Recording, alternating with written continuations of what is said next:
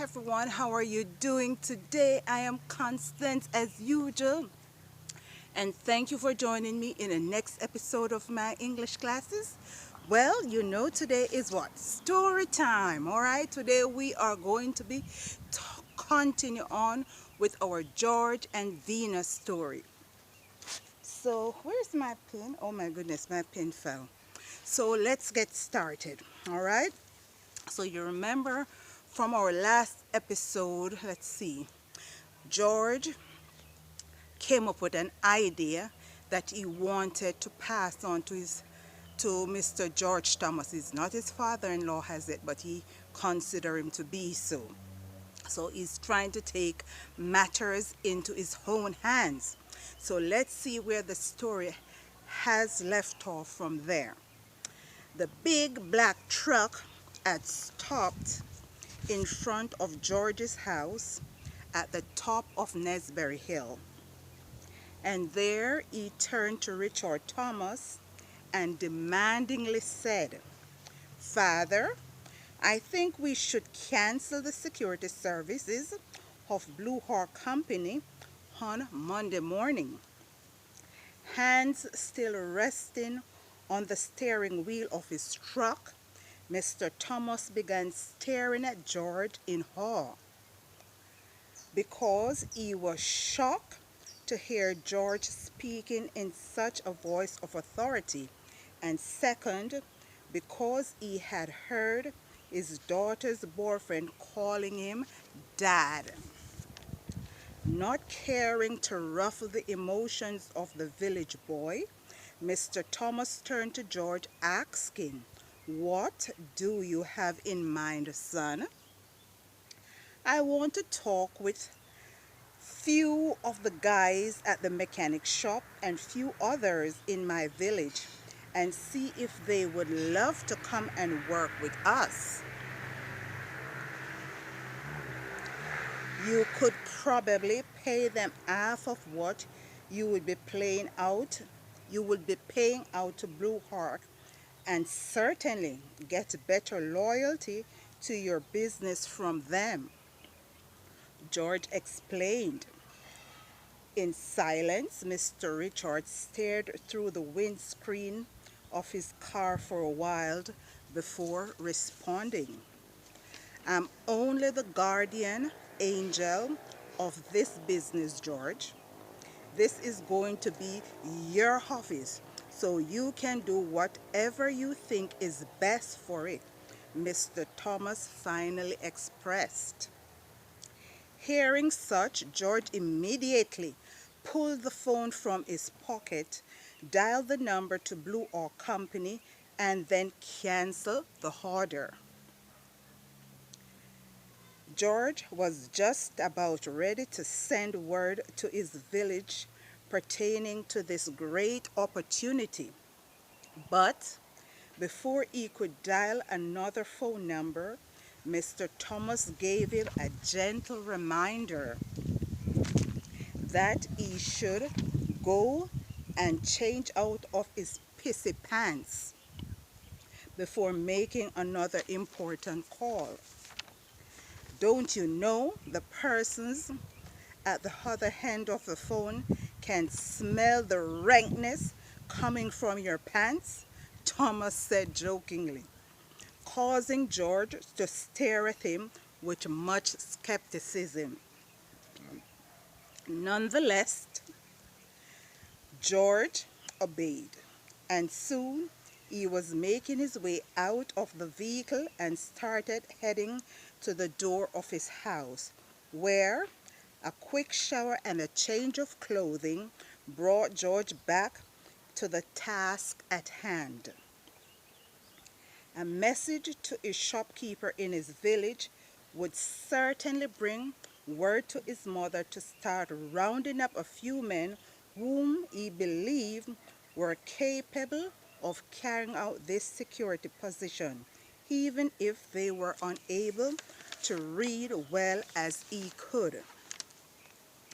Thankfully, the very first ring to one Mr. Nana's shop had George delivering the very important message that would change the lives of many persons in his village. Yes, George, I'll get the message to your mother right away and to others about the blessed opportunity. You are doing a wonderful thing for your village, son, shouted the shopkeeper. Thank you, Mr. Nana, George responded humbly. I can't manage more than 6 men, and whichever 6 agrees to come here and work with us, have them call this number from your shop so we can make pickup arrangements together, continued George in the shopkeeper's hearing. Leave it to me, George. I'll make sure that such happens, said the shopkeeper excitingly. Thank you, Mr. Nana, George uttered once again. We'll talk soon, okay? Bye for now, came the final words from George's mouth before the phone went dead. All through this telephone conversation, Richard Thomas sat there quietly, listening without a sound of disturbance. But with George about ready to dial the number for the mechanic shop, Mr. Thomas instantly stopped him and asked, where will these 6 men be sleeping when they come here to work, George?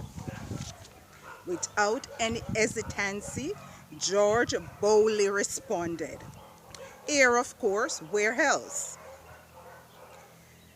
Heavily, Mr. Thomas sighed before uttering another word. George, there are no furniture inside this house. Where are these men going to sleep? He inquired. Where am I sleeping, sir? George responded. Am I not sleeping on the floor here for weeks now, and it hasn't killed me yet? He continued with a serious face. Not caring to continue with this conversation of properly housing the men from his village, George persisted with ringing his friends from the mechanic shop and informed them of his invitation to start a side hustle with him at the security company.